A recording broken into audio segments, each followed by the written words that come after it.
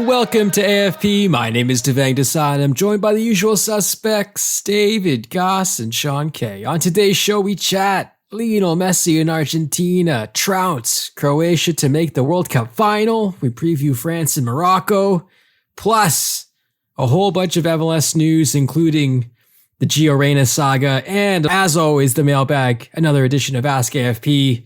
Gentlemen, how are we doing? Sean, welcome back, sir. We missed you.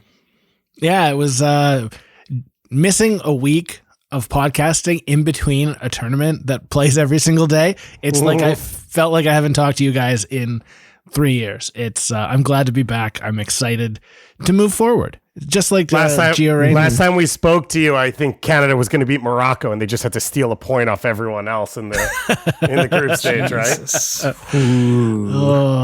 Well, I'm glad you said that, David, and I'm really glad Sean is here so that we can tag team this, because we're not going to move forward just yet. We are going to look into the past, or we're going to look specifically at the USMNT camp and some shenanigans that went on at the World Cup.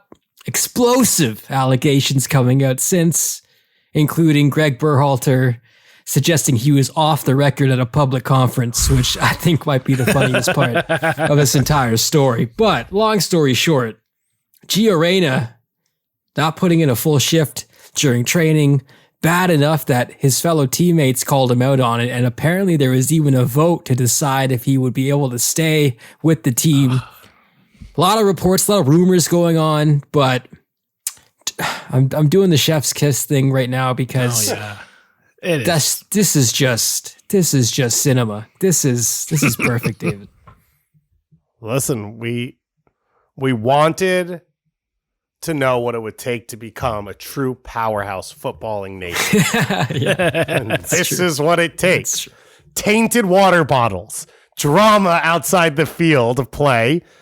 Listen, Canada, you could try our whole federation's unprofessional and doesn't know how to show up for games and we don't have anything to wear, but this is big time, baby. This is e-entertainment style. I would like to point out the vote is not real. Whatever reports had that were incorrect. False. It's been cleaned up. So there was no vote specifically, but I think Doyle said this best. So are you telling me once again America eschewed democracy for the quick fix? Yeah. We are a democratic republic. We do not believe in democracy. We believe in voting for representatives who then take money from private institutions and do what they believe is best. And we are stuck in the hellhole that is that. I think Doyle said it best, which is normally between player coach.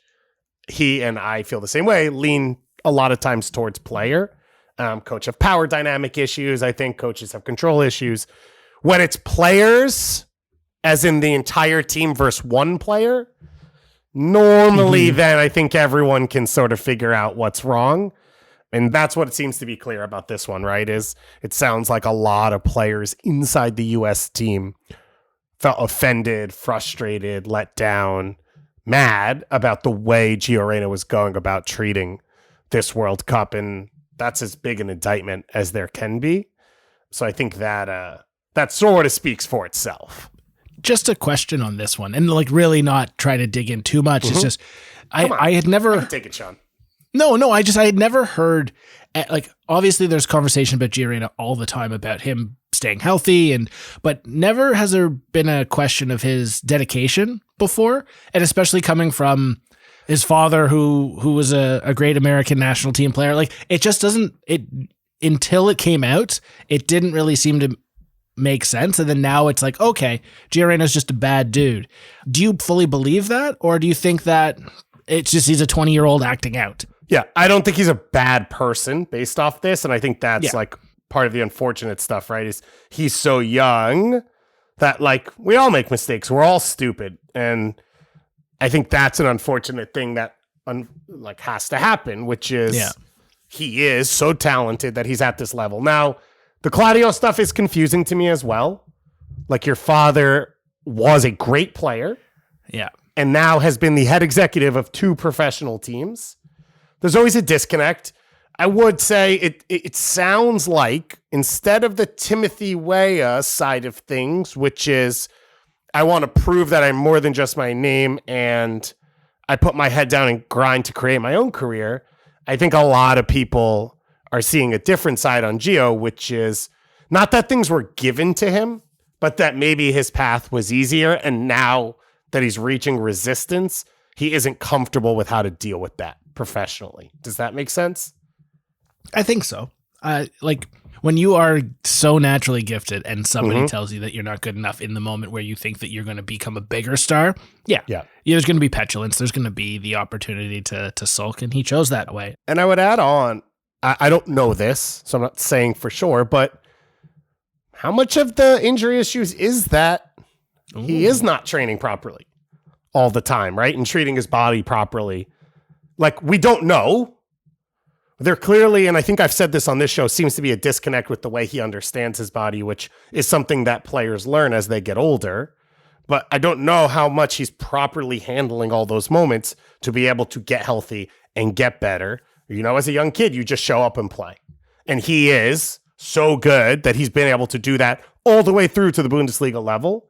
And now everyone's that good, right? So one, it's how do you handle it more? And two, if he was hurt coming into this World Cup and Greg said, hey, man, you're not going to start against Wales, and he handled it this poorly, then he's not going to play even once he's feeling healthy later in the tournament because he's already alienated his teammates as well as the coaching staff. Yeah. Weirdly, I am also netting out siding with Greg Berhalter, which I didn't think I'd say, frankly, when this story came out, and it makes a lot of the decisions that we saw during the World Cup, it makes them make sense to me, right? So in a weird way, maybe some closure, and hopefully Gio moves on from this. Yeah, go ahead. I will end with, whether you thought you were on the record or not, it was a mistake to say this. Oh, yeah. It was going to come out anyway. My understanding is the people who published the stories, I think Doug McIntyre had one. Jeff Carlisle, I know, has written it up. I don't know if he broke any news. And then obviously Sam and Paul, both, they all have had it independent of what Greg said. And my understanding is they then had to react to what Greg said because their pieces were already being written about it with sources and quotes and all that. So it is not the reason it came out. It would have come out anyway. But it's not a great look for Greg on that side. And that's in Gio's comments about the disappointment around that part. I agree with him on a team that has always done things internally, right? Weston McKennie got suspended for a game. John Anthony Brooks been out of the team. Tim Ream's been out of the team, brought back in. Jordy Pifak, whatever it is, everything has been, we handle everything internally. You can't have that when you want it and then not when you don't. So I think that's fair for Gio to complain about, but the larger issue is not that. Do you think that this will play into any decision regarding 2026 for Greg Berhalter? I don't. Okay. I think there's so much more around it that if he wants to be coach of this team and they want him to be coach of the team, he'll do it. And this does not matter. And this won't be, I feel fairly confident in saying, if Ernie Stewart and Brian McBride want him back, this will not be a reason he won't be the coach of the team. Fair enough. But could it be a reason 1 of 10 why he doesn't come back? Like you're like just saying, okay, we want Gio Reyna in the squad for 2026. He's going to be one of our key players. No, yada, yada, yada. I don't think it'll be a Zajic thing of like player or coach, especially with this much time. Like, let Reyna get on the field for Dortmund for a while. If in a year Reyna is a top performer for Dortmund and he can't even get a call up, then maybe it becomes a conversation. But I don't think that is a dynamic that exists right now. Fair enough. Before we get into more World Cup action, including one semifinal that's been played, a reminder that we've partnered with Sports Interaction to have some fun during this tournament. We've left the prop bets behind though, and we're continuing to look at the storylines, including who's left and who's favored to win it all. Argentina, who we'll get to, obviously the favorites, also because they're already in the final. But France at 2.30 and Morocco long shots 12.48. Gotta like maybe France here, gentlemen, considering they probably should beat France. And if they were to play Argentina, this is a team that's won before. I know it's hard not to back Messi, but I'm liking France here. I think that makes sense with the odds. There's like a dumb thing in my head, which is like no one ever wins twice. if France is in the final, I don't know why that matters anymore, right? They're not going to trip over in the 89th minute because no one ever wins back to back. But I think I agree with you. I'm going to stick with Argentina, but mostly because if you remember before this tournament started and everyone was like, Sean, who are you going to pick? I bet Argentina 6 weeks ago. So I'm sitting on those odds and then I've got these odds. I'm laughing. But I'm sticking with Argentina no matter what. Yeah, and if you want to be bold and have nothing to lose, Morocco's got incredibly long odds, but they've proven us wrong several times already. So who knows? Going down the list, the Golden Boot race, very tight. And boy, that would be a blockbuster final if it was between Messi and Mbappe, who are currently on 5 goals apiece. Messi has played one more game. Mbappe kind of non-existent against England. Is Giroud the long shot worth a flyer here, gentlemen? My understanding, Devang, was back in 2009, you put money on Giroud to win the Golden Boot at this tournament as an Arsenal lifer. It was an offshore casino boat in Thailand, so I don't know if they're going to honor my bet. But things have changed in the gambling space as well since then. You gotta put some bucks on Giroud. He's finding ways to score goals. I love at 6.5.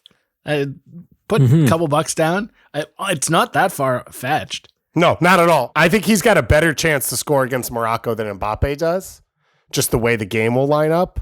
Yeah. Against Argentina, I'd probably pick Mbappe. But again, if Giroud comes in on 5 goals, he's got every good a chance to win it. So I agree with you, Sean. And Golden Ball, Luka Modric would have been maybe a shout here, but Croatia is now playing for 3rd place. Messi, the favorite, the sentimental favorite, 1.16. Mbappe, 2.35. Anton Griezmann, who's been terrific this tournament. We'll talk about him, I'm sure. 17.69. And Enzo Fernandez also making a name for himself at 20.15.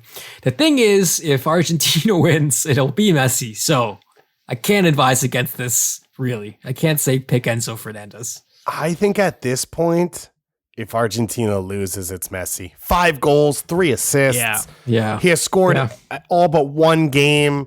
I don't know. It feels like everyone's behind it now. But Mbappe could score 1 against Morocco and 2 against, if he is the reason they win and they win again, he'll probably win it. If he wins the tournament, literally, then how could you go against him? Well, go to Sports Interaction today, right now, to lay these bets down. Like I said, not much time left in this tournament. You can find game lines, outrights, props, and more at Sports Interaction Canada Sportsbook. It's bit.ly/soda podcast to join now. bit.ly/soda podcast.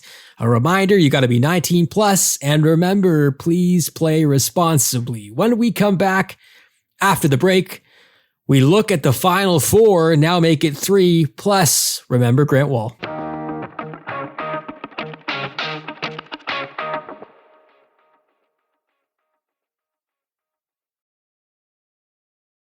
Welcome back to a football podcast. We'll get to the semifinals, but I think the soccer world stopped last Friday night when the news began to trickle in, the tragic news regarding soccer journalist Grant Wall and his passing at the Netherlands-Argentina quarterfinal.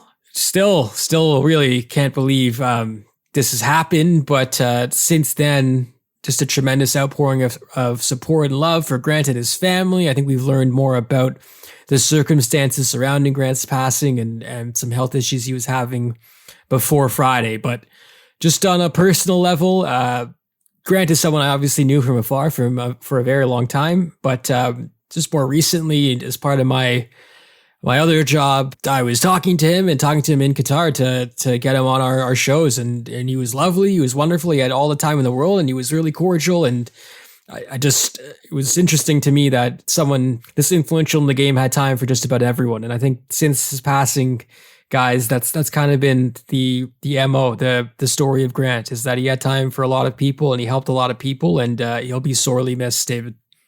Yeah, I completely echo what you said, which is I think for many of us, he was a giant because of his stature. And he he built a lot of the game that exists now. Like none of what we live in was guaranteed to have, a men's and women's professional league that are on safe ground and building to better things, and the media coverage we get of these leagues and of these national teams and all of that. And Grant was early in his vision of it. He worked as hard as anyone worked to continue to push it and create it. And as you said, you sort of can see across the planet, like not US and Canada or CONCACAF or any of that, right? People reaching out with heartfelt, genuine connections across the world and across different spaces, not just in soccer. And I think that sort of speaks to the person that he was and the stature that he was. And it was massive for me. I grew up consuming his content, learning the sport through it, learning the culture of the sport through the work he did, having belief that I could do what I do because it existed through him and the content at Sports Illustrated and people covering these things. So he meant a lot for everyone, I think. And I know for myself, and you talk about sort of getting in touch with him. Like the first time we spoke, we were not introduced, and it kind of was, obviously I knew who he was, and he sort of alluded to the fact that he knew who I was, and we had sort of a one-to-one conversation. And that's a validating moment for someone like me. Like he was as big as there was. So for him to just even know that I existed and the work I did and the space I worked in, that was massive. And he did that for a lot of people, and he did even more. And so many people have spoken about that. And I know a lot of people who got their start because of a connection Grant made or because of Grant amplifying the work they did. So it's heartbreaking, obviously, for his family. For him, it comes out of nowhere because he was so young and doing what he did. And that really hit you. And then it hit you with the person he was. And for me, sort of the familiarity and the space that he operates in. So it's been a tough few days. It's been really, I think, cathartic to see other people's odes and tributes to him. If you can stand it, I'd recommend listening to Chris Whittingham, who co-hosted a podcast with Grant over the last 2 years. That is the Grant Wall football podcast. He gave about a 7.5 minute sort of ode to him afterwards over the last few days. I'd recommend to go listen to it. And there have been a lot of people who have told some really great stories. And I think that's sort of been cathartic for me. And the biggest one has just been watching Argentina. Like he did his college thesis, I believe in 1994, living in Argentina and writing about the sport and culture and politics and how it all mixed together. And he spoke Spanish and was passionate about the game, but especially in Argentina, Boca Juniors, River Plate, and of course the national team. So I think it's been cathartic to watch them succeed against Netherlands, the win against Croatia, the way Messi's played. Like Grant's last book was about the biggest stars and how they're able to perform at the level they perform at. And so to see all that come together, I think was really nice. And I know he would be ecstatic watching it happen. It's really well said. Rest in paradise, Grant Wall. He will not be forgotten, and his legacy lives on through the many people that he affected and touched through his kindness or through his work. So salute to Grant. That Argentina team, the team of destiny, many have called them, doing it again very convincingly against the tournament-weary Croats. 3-0. Lionel Messi becoming Argentina's all-time leading goal scorer at the World Cup with 11, passing Gabriel Batistuta. Miroslav Klose has 16 for the all-time record. Who knows what Messi will do in the final? As we alluded to earlier, also, Messi is tied with Kylian Mbappe with the tournament lead for 5 goals. We can get to the game a bit, and I think Julian Alvarez deserves his own shout-out as well, but I don't know how I'm having a hard time even describing watching Messi at this point, because it does feel like it shouldn't be possible. And I know that's not the most original thing to say about him, but it just, he's the GOAT. And I know the debates will rage on and the Ronaldo stands will go mental over what's happening, but he really is the GOAT. I don't know where else you guys net out here, but that was the first thing that I recalled as I watched him send Gvardiol into the mixer, who was arguably the defender of the tournament. Like, this guy was the man, the defender everyone was talking about and Messi through several recordings pitch side. You get to really watch him beat the same man 4 separate times to basically clinch the game. It was something else. Do you think he's the greatest player of all time or the greatest of his generation? Yeah, I think I would probably defer to the latter because I just haven't seen a lot of these guys up close, or I haven't even seen them on quality television replays. So I probably cannot safely say that in color. Yeah, and not on a 420p stream on YouTube where you don't know where the ball is. But for me, I think he's the best. And I think I'm also kind of relying on what others are saying around him and seeing Ronaldinho in the crowd basically saluting him as like the magician he is. And you're like, yeah, all these other guys who have played and reached crazy heights, they're all saying it too. So I feel like I'm comfortable with that moniker. Yeah, I think I feel the same. I think when you experience the way the game goes, like you're on a high, and I feel the same way you do. But to me, this is just his crowning achievement. And like he achieved so much with Barcelona at such a high level of excellence. He's been to a World Cup final before, but this team has relied so heavily on him, and he has carried them throughout, right? He has scored in all but one game, as I said. He leads the tournament in goals plus assists. He leads the tournament in big chances created, in expected goals plus expected assists. Like every way you switch the numbers around, Messi has been the best player. And so just to be here, I think, and to perform the way he has game after game, today felt very much to me like Argentina was going to pack in numbers and not let Croatia beat them, but Messi was going to need a moment of brilliance or two, and he did it. And that's where you're reaching, which is, that's the hope of every coach. Messi has delivered it every single time this tournament. And I think the thing that's like, I don't know if it's lost because like you hear it talked about a lot, like especially in this World Cup with like Ronaldo being 37, Luka Modric being 37, 38, like that Lionel Messi is doing this at 35 years old and like looking as good as he's ever looked in his career. And I don't know how it's come about this way, but it's just, it's wild to me to see a 35-year-old like just like literally be the best player in the world. And I don't know across any sport at this age if I could say that's happened before.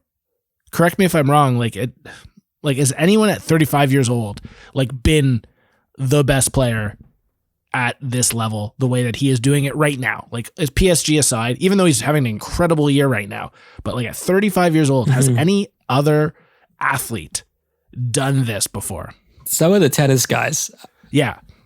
Rafa too. Rafa's up there now as well. But yeah, I think that might be the closest comp, really. And there's some merit to that comparison, Sean, as well, because you do have someone else who a lot of people might select instead of him, right? In Ronaldo. Yep. So the two that come to mind for me, one is LeBron, which he's 37 now. So 2 years ago, yeah, you could argue he wasn't at the peak of his game, but I still think he's maybe the best basketball player in the league. And the other is Zidane at the 2006 World Cup. He was 34, I think, and he was amazing, but he wasn't really doing it. Like, he came into that tournament sort of relaxed. Like, he wasn't playing, I think, with his club at a high level at the time, and then obviously retired right after, where Messi, like, is probably going to keep playing for a year or two at least. So I think that's a fair thing to say. Now, he has changed his game. Yeah. Right? Like, he's not the same player, and that's even more credit to him that he's been able to shift his game and still be as dominant. Let's not forget Argentina started this tournament by losing to Saudi Arabia, which feels like it happened a million years ago. But I thought it was interesting. Messi, after the game, quoted as saying, quote, "To start in such a way in a World Cup was a blow. We did not think we would lose to Saudi Arabia. It was an acid test for this whole squad, but this squad proved how strong we are." Spain did it in 2010, and Argentina, I think, is even more. It's more interesting that they had a 36-match unbeaten streak coming into this tournament. So the adversity and losing exactly what they ordered, just like a fresh glass of mate, basically. DG, do you buy into that? Do you buy into the fact that the loss made them stronger? Because it kind of looks that way. And it also kind of serves as a blueprint for all of these other nations that have won this tournament after losing their first group stage match. Yeah, I don't think it hurt them. Could they have done what they did anyway? Probably.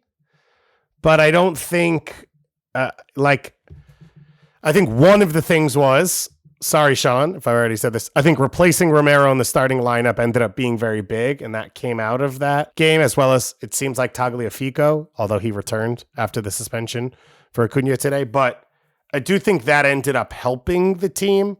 And I think what you see is the whole, like, the dream team lost their, that scrimmage, and it just gives the coach an opportunity to sort of like force the players to listen because they find out they're not unbeatable. And I think there was an element of that probably fit them. It probably pushed Alvarez into the team quicker, which has been a massive change for them, as well as Enzo Fernandez. I want to talk about those guys. Actually, there'll be plenty of time for the messy moments, but Enzo Fernandez, I'd put Alexis McAllister in that conversation as well as having really big tournaments. But Man City having Erling Haaland and Alvarez feels offensive to me on many levels. But holy hell, what a tournament he's had. And not a few people, many people probably tabbed Lautaro Martinez as a potential Golden Boot winner at this tournament. And yet, it's Alvarez riding shotgun with Leo Messi.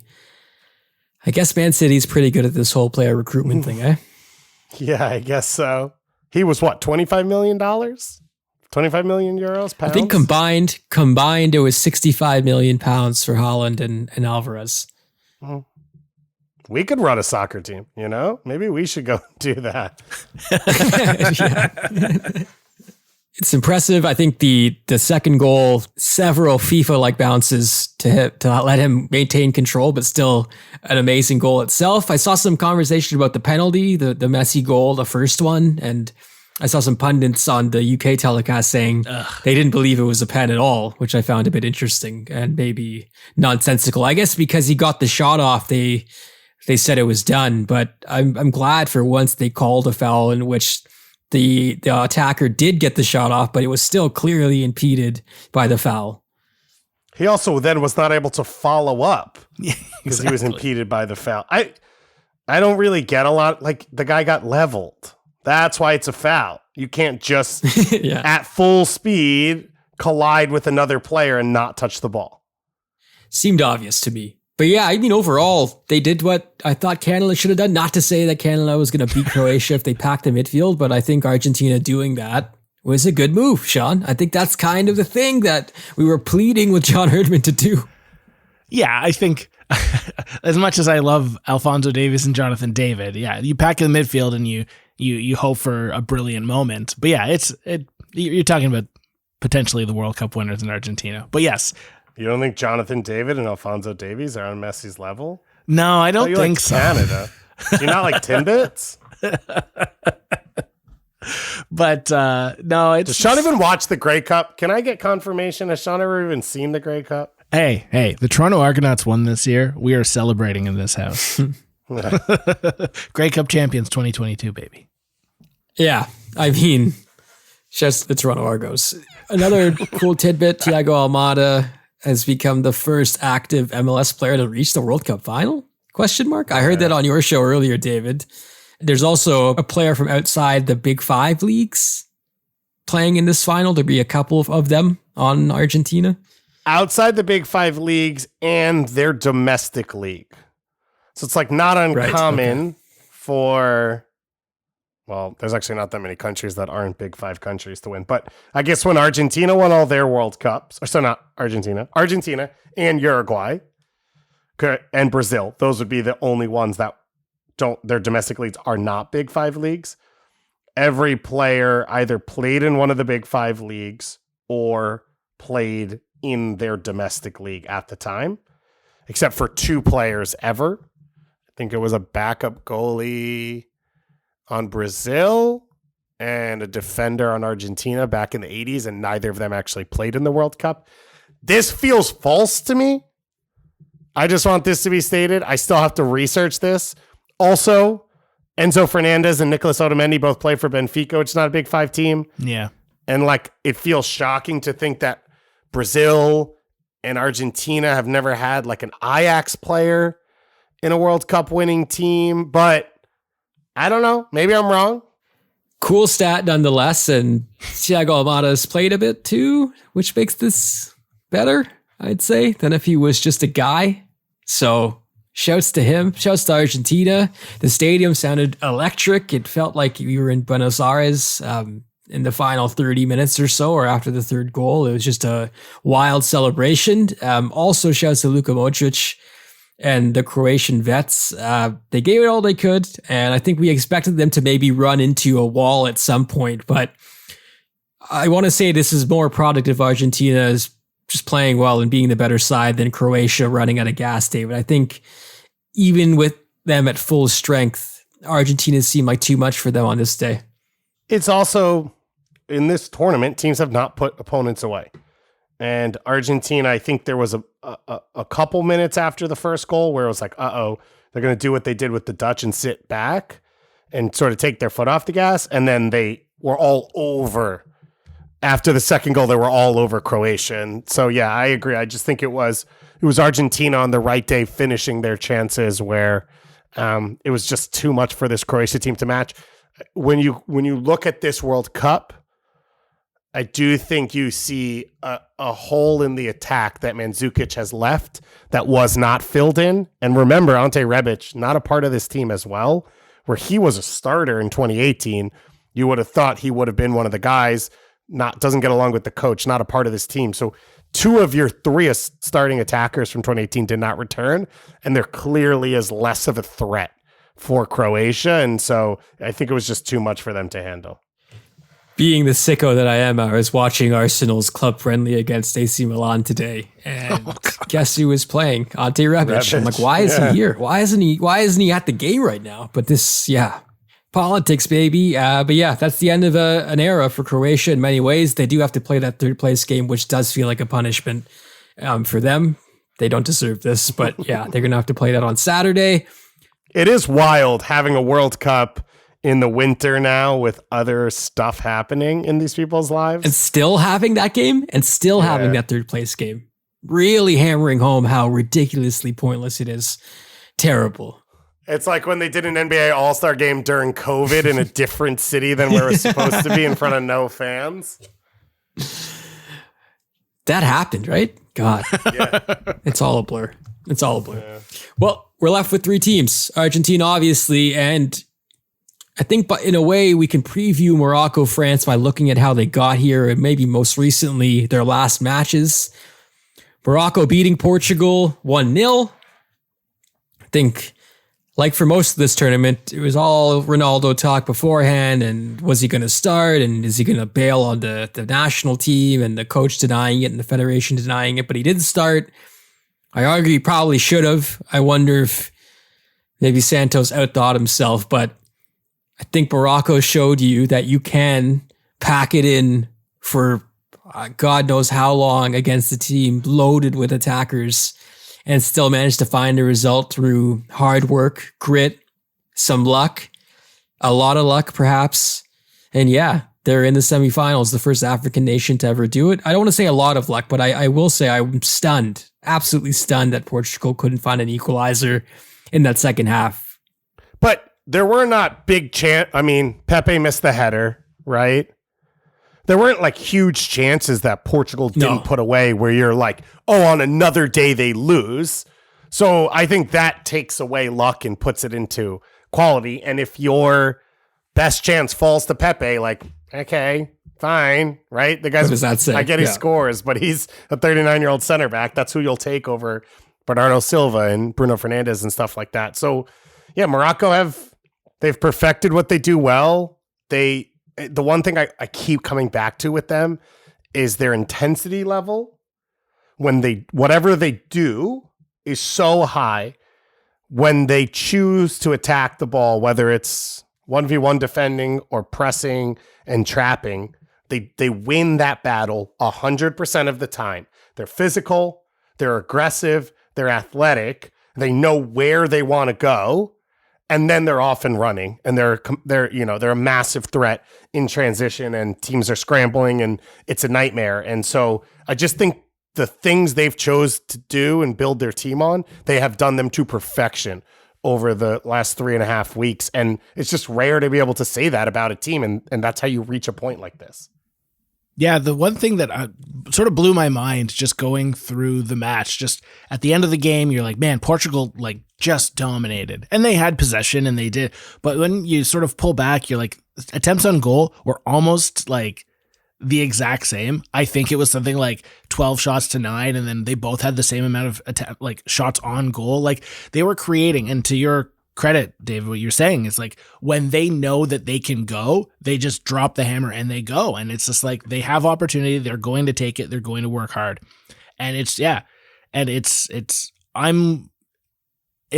they can take France 0-0 into half, I think that sort of wave continues to ride, and it'll be very interesting tomorrow. The one thing I think that's tough for them is, I think a stylistic point of view, Spain was a good opponent, Portugal was a tougher opponent, and France is the toughest because they are the most direct, which is a different challenge. But I don't know, from what France showed against England, they have no ideas of how to break you down. Yeah, exactly. Balls to Giroud and long shots from Tchouaméni, Griezmann. And the two little things in there is obviously Mbappe's a world-class player, so he can beat you at any moment. And Rabiot is a complete unknown, and we don't know if he'll play, but he's the question mark box. You have no idea. And so you could get something world-class that could beat you, or he could be a train wreck and a red card in the 3rd minute. Should point out, both first choice center backs for Morocco are doubtful. Aguerd and Romain Saiss probably won't play, which feels bad, really bad, considering who was brought in for Saiss. Maybe the worst performance of the tournament so far from Walid Chedera, although the red card was probably harsh. I don't like that. I think they're going to get Mazraoui back, though. So that's a concern. But once again, Mazraoui, sorry, they feel like a bad team to count out, and Bono in goal has been excellent as well, which goes to show you need your keeper to be great at what these tournaments to win, and he's proving that as well. Amrabat, highly sought after by every big club, it seems like right now, based on what he's been able to do in Qatar. So I want to count them out, but I'm not going to. And mentioning France in that game against England, the better side in that match, lost. I don't think that's controversial to say in anyone's opinion. As much as I want to clown on Harry Kane, I didn't necessarily think he should have taken that second penalty. It feels like they put him in a bad spot, but also how do you say no to him? Sean, I'm curious if you thought it was a nailed on choice to go back to him for the second penalty. It's a tough question, and that's why like you have managers and people in those positions to make those tough questions. Even when he was lining up for the first one, you're just like, oh boy, like this moment, this keeper going again, like it was a really tough situation. And yeah, I think he got in his head a bit, but I just don't know who else on the pitch you go to. Yeah. And I think it's just something that England has struggled with, is outside of Harry Kane and then an aging Jordan Henderson who sometimes plays, sometimes doesn't. They really don't have a good leadership core / I guess, yeah, those like steady hands that can really put moments in like these. It's like it's Harry or bust, and sadly it was bust, but you got to go with Harry in that spot. I think so. David? I think so. No, they're professional soccer players. They can all take a penalty. Not worse than some of the other people that have taken them in tournaments. You're going to line up Saka in that moment again? You're going to line up like this is not in the game though, was he? I don't think he was in the game. It was like Rashford was in. Yeah, because Mount was the one who drew it. Yeah. Yeah. Right. Yeah. Sorry. Rashford? You're not going to let Rashford take it. You're not going to let Bellingham. Like, you're not going to let Kyle Walker take. I don't know. You have a bunch of options. I understand Harry Kane's your captain. He's the all-time leading scorer. But one, he just took one against one of his oldest teammates. Yeah. Who's the freaking goalkeeper. Yeah. Two, he just took one. I guess my big issue, and this goes back to Alphonso Davies, is like the lack of professionalism from teams and coaches to prepare for these moments. Stop letting players make instinctual decisions all the time based off emotion on the field. Like, have a freaking depth chart. Have a conversation before some of these things happen. And it feels like I love the flair and creativity of players in soccer. That's why I like the game, right? Every time we move closer to machines and Pep Guardiola, it's nice to be reminded of the humanity. But like, it's the World Cup. You can't have more professionalism than being like, hey, by the way, if we win a fucking penalty, this is what we'll probably do. I don't know. Sorry. No, I understand what you're saying, but like, you're talking about the greatest goal scorer in English history. Like, you're talking and you're going to be like, okay, we're in a knockout game and you're going to just not put him up to the spot to do it. A guy who has a good penalty record, who continually scores for this club.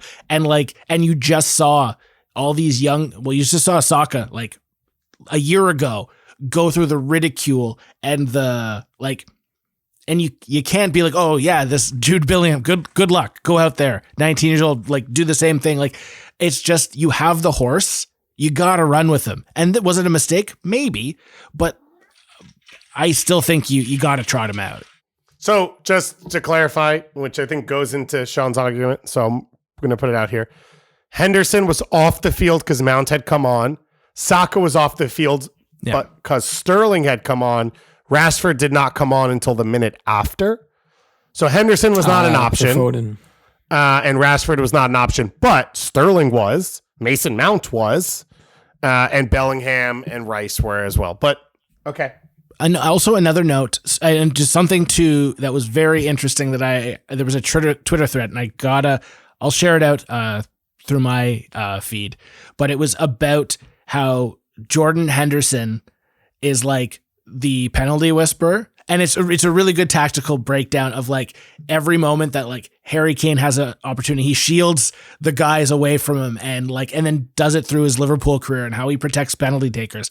And that Henderson was just subbed out, and that in that moment there were 4 French guys in Harry Kane's face as he was about to take the penalty.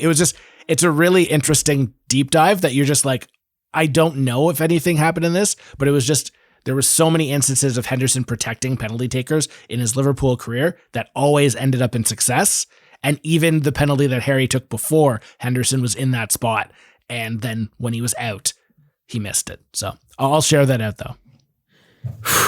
Harry Kane. Poor guy. I think I'm with Sean though, because like putting on the alternate timeline hat, let's say Harry Kane doesn't take it and the same result happens, Southgate's probably not the manager right now. Like, they probably have gotten rid of him and they're on to a new guy, because it would be an incredibly controversial decision. But I had seen Harry Kane have this happen to him in Premier League games before, Sean, where he has had to take 2 penalties in a game.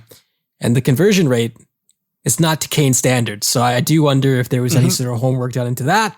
To back DG's point, and you have a ton of guys who have been around for a while, and some youngsters who maybe don't know any better, and that's a positive that could have taken it, but they're out. France moved on. France, Mbappe, not the world beater in this game.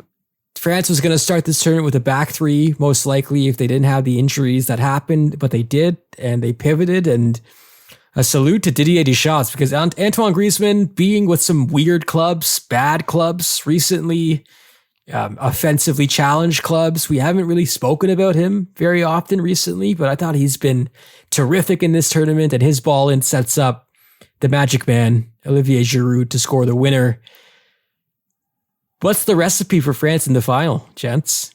Is it getting another Golazo from Tchouaméni from deep? Is it relying on the Rabiot-Griezmann combo to put out fires and hoping that Mbappe and Dembele are more effective in this game? Because Theo Hernandez was rinsed repeatedly. I didn't think Upamecano looked that good either in this game. They came out of this game with more questions than answers for me as a semifinalist.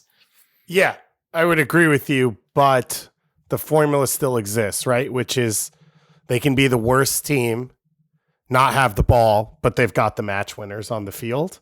And I think that's their formula for whatever game they're in at this point with this group, right? If Pogba comes back into the team, as Camavinga gets older, if they were healthier along the back line, okay, maybe things shift. But at this point right now, it's be against the ball, try and get Mbappe on the counterattack. If that doesn't work and numbers go there, play back into midfield, get your fullbacks higher up the field and find Giroud. And all of those are winning formulas. Giroud as a target man is a world-class goal scorer and the leading goal scorer in French history. And Mbappe as an outlet in transition as a pure left winger is the best left winger on the planet. So that's enough right now for them to get over the top. And I would say this, I thought they were bad against England. Tchouaméni at 19 or 20 is the best player on the field, and he made one mistake this whole World Cup, and it was the first penalty. If he doesn't make that mistake, I don't think England ever equalizes. I buy that. We're going to get Hakimi versus Mbappe in this semifinal, which should be wonderful considering they're friends as well. But they'll put that aside. Let's just call it now. France, Argentina, right? Is there any way Morocco wins this game? I think there is. I think we've seen them be able to manufacture a goal. I don't think their goal against Portugal was anything to talk about in a positive sense from the Portugal side, especially the goalkeeper and what he was doing there. But I could see them doing it again against France. I just wonder if the pedigree, and even though they have some youngsters in key spots, France having the manager they do and having the squad depth they do, they should get through this and set up the blockbuster final, right? I mean, yeah, it's sort of the same as the last two games for Morocco. I do think there is that question of just the physical nature of this whole experience. When does it fall apart? I think either way, I feel safe shooting my money over to Sean Kay in Ontario and adding to his bet. I think no matter what happens, Argentina are going to be the champions at the 2022 World Cup. Sean, you're sticking with Argentina, obviously, but in a battle of David versus Goliath, who are you backing? You got to go with Goliath in this one. I just think France, as David alluded to earlier, it's like that front four can score goals, and I just think that if France can break one through, they're going to continue, and they'll end up beating Morocco. But once again, stranger things. This World Cup has been absolutely full of surprises. But yeah, I expect there'll be a moment that Giroud will have an open shot on net, and it'll just be up to him to finish it. There's a great photo of the Morocco coach and Olivier Giroud training together when they were both at Grenoble way back in the day. Nice. Olivier Giroud's had one of the wildest career arcs ever, ever, considering they have this whole national team program set up to not miss guys like him. He was just a late bloomer. Arguably one of the reasons Arsenal did not win the league in 2016. Couldn't score at all, really. Couldn't really do the hold-up thing either. And it was a question mark about what's next for him. And since then, holy hell, he's won a bunch of trophies. He's become the national team leading scorer on the men's side. Remarkable. I'm going to pick France too. I want to see Argentina-France. As much as I love the Morocco story and want an African nation to win this title, I kind of need Argentina-France to wrap up this World Cup, just personally. And I'm sure I'm speaking for many who want to see a huge game on Sunday to wrap this up. All right. Anything else, guys? Anything else that I glossed over that we want to hammer on before we move on? Nope. No, I don't think so. I think we're good. Rock and roll. When we come back, we head back to North America and MLS, where there's been a ton of news, including Jonathan Osorio staying in Toronto. We talk about all of that coming up next.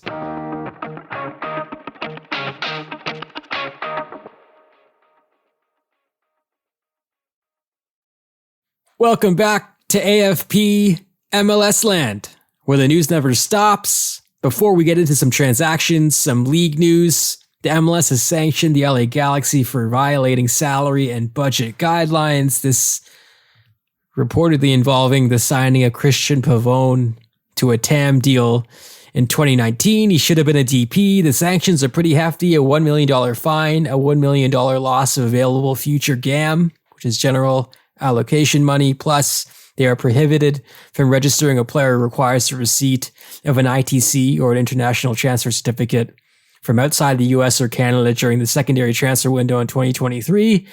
the skeptic or the cynic might say, David, this happens all the time in the league, and the league is kind of selectively choosing when to dole out these punishments, but that doesn't seem right here. It seems like they were caught eventually for trying to circumvent the rules. Yeah, that is what it seems like. I guess. Okay, so cheating, not great. And I think many people would be surprised if this is the only example of the LA Galaxy doing something like this. I remember a certain Zlatan who was a TAM player when he joined the team as well. I guess it starts to reach a point, though, where this is now the second team that's being punished for something like this. At what point can you flip things and go into the baseball version of the luxury tax, where if you want to spend more money, great, but you got to double spend it and, re-release it? Like, at what point do we push to where more teams want to be able to spend what they're going to spend than, punishing every single team for doing the same thing? It's true. I found it interesting in the release. Also, Chris Klein, the president, has been suspended from any sporting related responsibilities through the conclusion of the primary transfer window in 2023. During that time, old friend Greg Vanney will be promoted to sporting director and report directly to the AEG president and CEO. Greg Vanney having more control over player transfers. I can see his eyes lighting up as if he didn't have a lot of it, I feel like there, but I know Greg might be relishing this opportunity. And I mention him specifically because two players he knows very well are making news in Toronto. We'll start with Jonathan Osorio signing a long-term extension with TFC, 3-year deal. He's the club's all-time leader in appearances, 59 caps for Canada. A lot of the conversation we had this year, guys, was about Oso and what's next for him as he's 30 and maybe looking for that one last move to Europe. But he called it destiny to remain in Toronto during his press conference on Tuesday. Sounds like it's TAM. I saw some reports that possibly he could be the third DP, but at TAM, this seems fine to me, Sean. I think that's the general consensus as well. Yeah. I have to remove myself from other contracts at Toronto FC and just see this as what it is. You've got yourself a Canadian international player who, when on the field, plays at an elite level in this league and commits himself to the franchise for the rest of his career. There's nothing in my mind that is negative about this deal. And to take it even one step further is that in the last 15, 20 years, you talk to a lot of Canadian soccer supporters, Toronto soccer fans, and it's like, and for me, it's like I've always wanted to have somebody who cares about the country and the soccer as well as in the city. And Jonathan Osorio is that guy. So to not want to have him around your franchise, even though you might feel like he might prove himself in Europe, it's like this is what you dream of. You dream of a hometown kid who gives a shit as much as you do, if not more. It's incredible, and it's got to be celebrated. And the fact that it's under below designated player value, it's a big win for Toronto FC. I will say, when Michael Bradley does stop playing, he's your captain as well. So there's the succession plan, whether it be for 2023 or maybe not. The other news, Victor Vasquez was claimed on re-entry waivers / the re-entry draft from the Galaxy, which I know raised a lot of eyebrows over here. Obviously, I have a lot of fond memories of Victor Vasquez being a huge part of some massive moments for this club, but I looked at the age, some injury concerns, and raised my eyebrow, but the Toronto Sun reported yesterday that he would be in town for a medical, and if all things go well, he will sign a new deal with the Reds. He's 35 years old, last 2 seasons with the Galaxy, made 57 appearances. Devang, don't do this to yourself. Should I be confused by this? Should I be confused by this, right? This is a nice thing. This is a nice thing. Let's move on to the next thing. I don't think you want to. Sure? Don't get too invested. Okay. Don't dig too deep. Deep. Okay. I have a feeling that was good. Okay. To more positive news, even though that might be positive, and I think I drank too much Kool-Aid, but Daniil Henry, who was obviously not able to be fit for the national team in Qatar, which is a big blow. He posted a message on Instagram, a photo on Instagram of the team just paying tribute to the team, and some of the responses from his teammates show you how beloved this guy is as a teammate, as a person. So it was good to see him picked up by a Minnesota United team, David, that could use a few center backs. It seems like a good spot. Yeah, he might play there. We'll see how much he has left, but this is one of those moves that makes sense, both for the player and the team on the surface. And in 5 months, it could be irrelevant and he never plays, or he could be an important piece for a team that has aging center backs, that needs more support in that position, that we don't know how close Debasi can be to his full self, how quickly in the season. So, yeah, I think this is a really nice move for Henry to sort of find his feet again and potentially be an MLS starter, which would put him back in the national team picture as well. Quick question for the group. David, is Mark Watson still in leadership at Minnesota United? Yeah, he's the GM. Okay. But Adrian Heath is the coach and... I might use the terms wrong. Adrian Heath is in charge of both the coaching and sporting side. Mark Watson is his number 2 on the sporting side, doing the day-to-day work. Okay. Just wondering if there is that sort of Canadian soccer connection. I wonder if Watson pulled from that just once again to bring him in. And also when I think of the way Mark Watson played for Canada is the same way that Daniil played, which is a really nice like for like there. But nice. But yeah, shout out for Mark Watson for keeping Daniil in the league. Finally, CF Montreal talked a lot about players leaving them, including their coach, but they've acquired George Campbell from Atlanta United. George Campbell, a lot of high hopes for this center back. I've read some people saying that him and Miles Robinson were the future for not just Atlanta United, but for the national team as well. It doesn't seem to have been going that well, though, at this point, and he's been traded for up to $900K in GAM. This does seem like a savvy move, though, for a Montreal team that does seem to have a formula, even though they are coachless at the moment. Yeah, this is exactly on par with what Montreal wants to do. I was really high on George Campbell as an academy player. I was high on him as a USL player, even with how bad Atlanta United 2 was, because I thought I saw the same player scaling up to the next level, good feet, willing to play out of the back, athletic, his ability to sort of match up with a bunch of different attackers. In MLS, he started to look slow laterally, and it felt like that forced him to sort of panic in moments.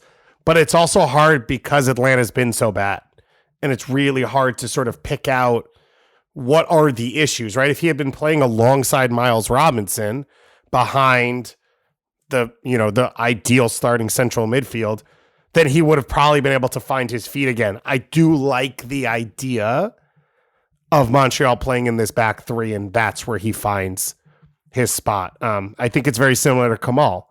Kamal Miller couldn't break in at Orlando because they had good center backs, but also they were playing in a back 4.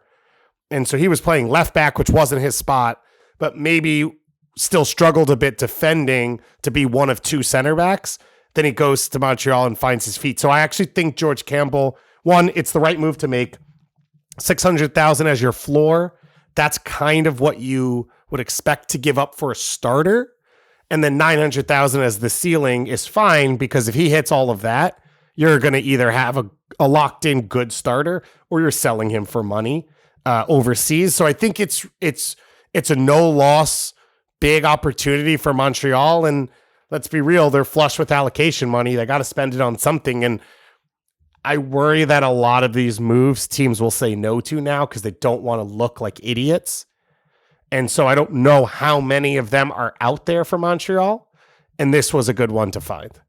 Also makes you wonder about the futures of Kamal and Joel Otterman, who we've heard some whispers about in terms of transfers. This could be a proactive move. They've already lost Alistair Johnston, who had a wonderful press conference at Celtic the other day. I highly recommend seeking it out. What a well-spoken dude. He's been on this show, so it's no surprise you was great when we had him. But man, wise beyond his years, Alistair Johnston. All the best to him in Scotland. Shall we get to the TV stuff, which I'm still trying to wrap my head around, but we did get some more MLS TV news, both in America and in Canada. Fox Sports has acquired the MLS TV rights. Of course, the digital rights are Apple's after they signed that huge 10-year deal, but this means that ESPN is out of the broadcast game. Univision is also out as the regular season and playoff broadcaster after this Apple TV deal. David, that seems to me a little more impactful than ESPN even, the Univision part, or am I reading this wrong? No, I think they both equally are. In my mind, and I'm not right about this. This is just me, how I see things. I think ESPN is still the tastemaker in the sports world. And so I just think being associated to them as much as possible is good for sports leagues in the US. And maybe it's partially shaded by coming off the back of their World Cup coverage style, but it's just tough, man. FS1's impossible to find. Like, multiple of the hotels that you stay in for MLS teams do not have FS1. So you're sitting in a hotel for an MLS event at the MLS hotel streaming the game. So it's just, in an ideal world, I think this would have fallen, that it would have been ESPN, as the one, and getting games on ABC and stuff like that. But I do think having a presence on TV still is important. David, do you think that it was just by chance that the three rights winners had the World Cup as like the driving force of their soccer game? Or do you think that it was only like because ESPN wasn't willing to pay what Fox was and Sportsnet wasn't willing to pay what TSN was? Or do you think that was the strategy that MLS went forward with, it being like, in 2026, this is where linear TV is going to show the World Cup, so we should be on those networks? I think it probably falls more on the money, and like the flexibility, than on the World Cup. I can't speak for Canada, but I think on the US side, I think ESPN has acquired more soccer properties over the last few years, and I think Fox was willing to pay because outside of the international tournaments, they need to fill in if they're going to be a soccer place, where ESPN has La Liga, Bundesliga, FA Cup, all that type of stuff. I think they still have the Open Cup as well. Thank God for that. The Canadian side is a bit confusing to me. Extensive schedule, regular season matches, including 8 MLS Cup playoff matches and MLS Cup each season, will be on TSN and RDS. 1 match per week featuring a Canadian club, I guess, is the part I wasn't quite sure about. Does that mean 1 match per week? So 1 of the 3 or 2 of the 3? Do you guys know? I have no idea. So yeah, it's weird. So in the article itself, it had said that it was at minimum 1, but then in the like bullet points, it said 1. So that's where I didn't connect the dots. Because if it's all 3 Canadian markets are on TSN, then it's like, okay, but it's going to get really hairy. And I mentioned to you guys in text, it's like TFC traditionally, out of the 3 clubs, are the ones that get better ratings. So is TSN just going to be a TFC network, or is it going to be distributed equally, and then we'll go from there? It'll be interesting.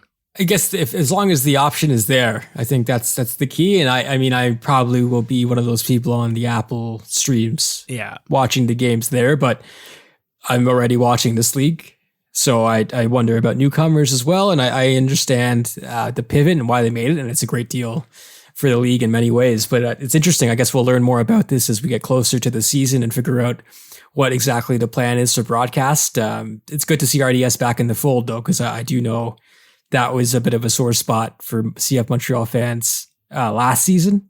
So that's good news. We'll see how things fall out as we get closer to training camps and then the whole season, which is a bit scary to say, but yeah, it's coming. Think that's it for MLS news. When we come back to wrap things up, it's the mailbag, Ask AFP.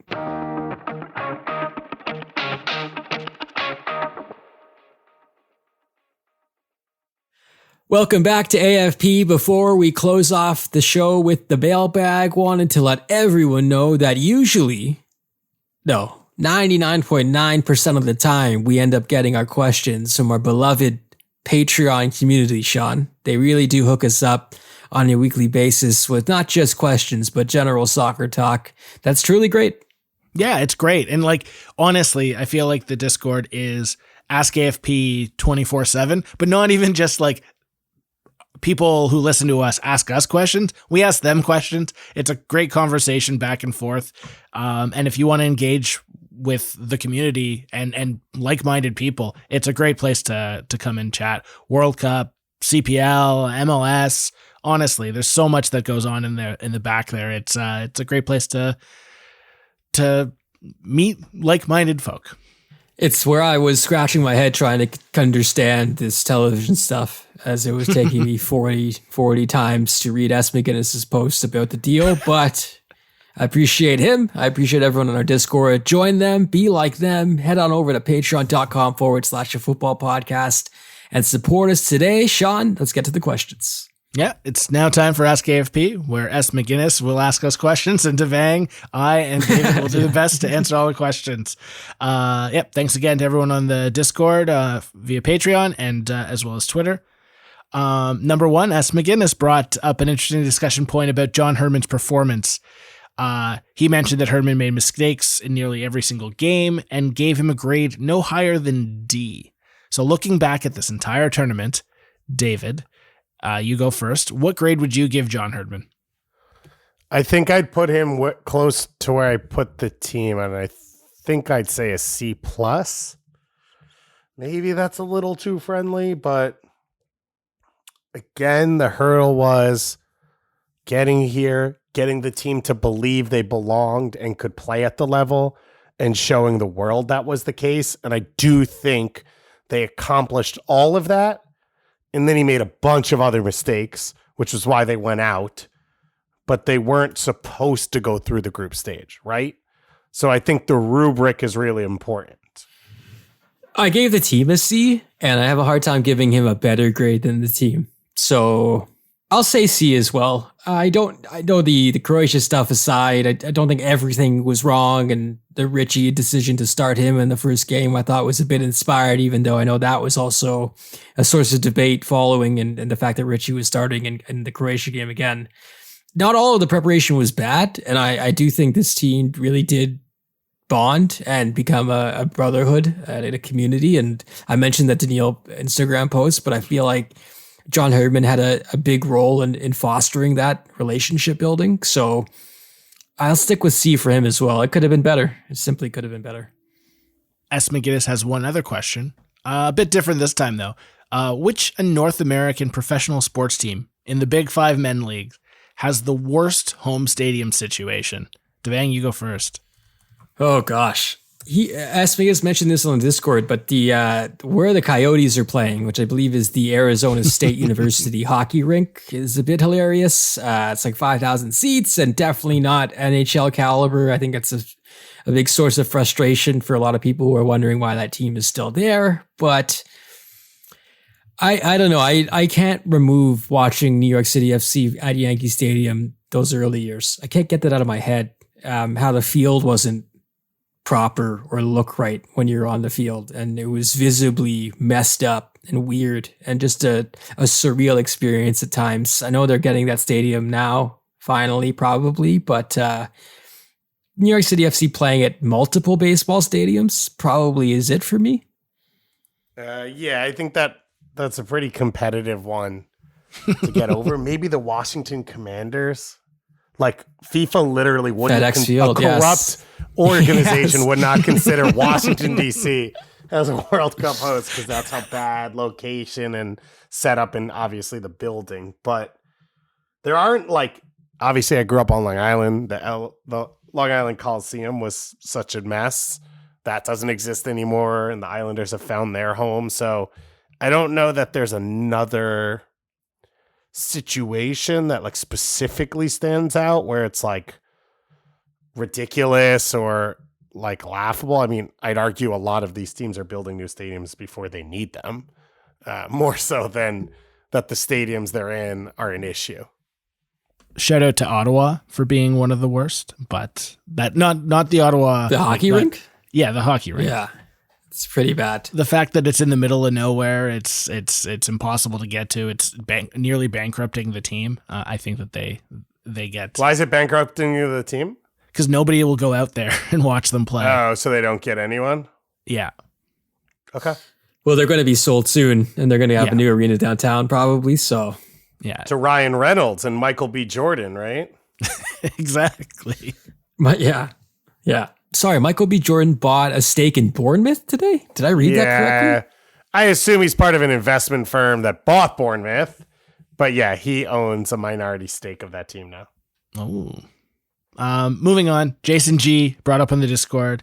If it's not too late, David Goss mentioned on Extra Time that he doesn't necessarily believe in managers coaching a second cycle. You've definitely talked about this one, but Jason would love to hear you talk more about this. David, the floor is yours. Talk about why it's a terrible idea.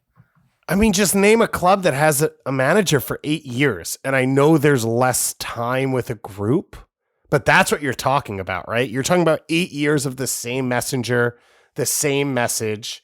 And so I think that's the starting point. And then from there, you then need to provide another manager enough time to build a team and make a difference. And if you don't believe that the manager should be there for the full 4-year cycle, it's hard to let them go through the cycle and have the next manager have enough time to put their stamp on the team.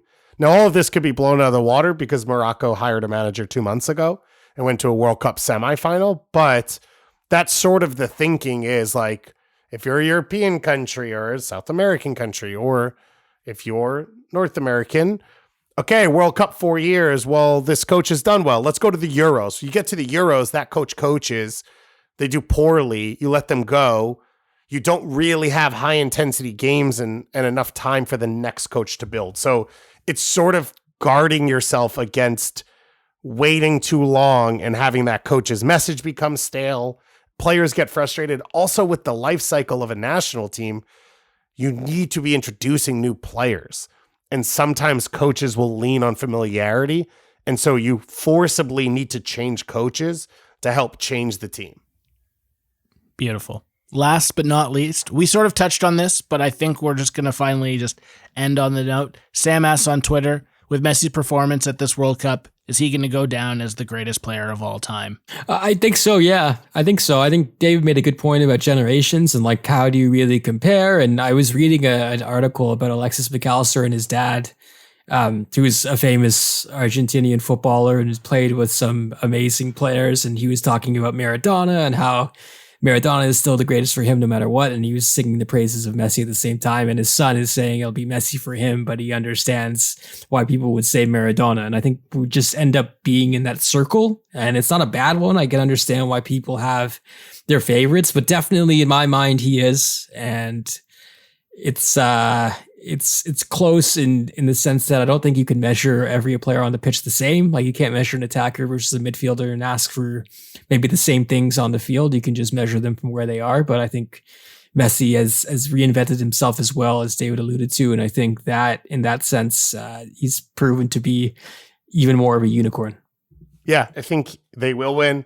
I think he will be considered the greatest player of all time. This is it, right? Now he'll have Copa America, he'll have the World Cup, he'll have the Champions Leagues, he'll have the trebles, he'll have everything, plus the stats and the records. Maradona, Ronaldinho, maybe you could argue even Zidane. I can't say that I know Pele that well in that style. You could argue with me that they had stretches where they were better than Messi, or they combined the flair and creativity of the game and winning at a higher level. But over the course of their career, if Messi wins the World Cup, I think it's over. Yeah, I agree. I think the body of work is just too much at this point where you can say otherwise. And I'm always, aside from going through these like nauseating MJ, LeBron things, it's athletes get better as technology gets better. And so while generation, I agree, generation, I just don't think for this current moment that there's been a soccer player that is as skilled as Messi. And I think he's going to go down as the greatest player until 25 years from now when my kid tells me somebody else is better. And then I'm going to be like, no, but that's life. The beautiful game and the circle of life all wrapped up into one. That's true. We'll leave it there. That's all we have for today. We hope you enjoyed this week's episode. And if you did, give us a rating and a review wherever you get this podcast. That would be incredible. Plus, hit us up on Twitter at @afootballpod. We don't have that gold check yet, but maybe we'll get it one day. We're also on patreon.com/afootballpodcast. And that's that. For producers Greg and Zach, and for Sean and David, thank you so much for listening to AFP. We'll talk to you next week.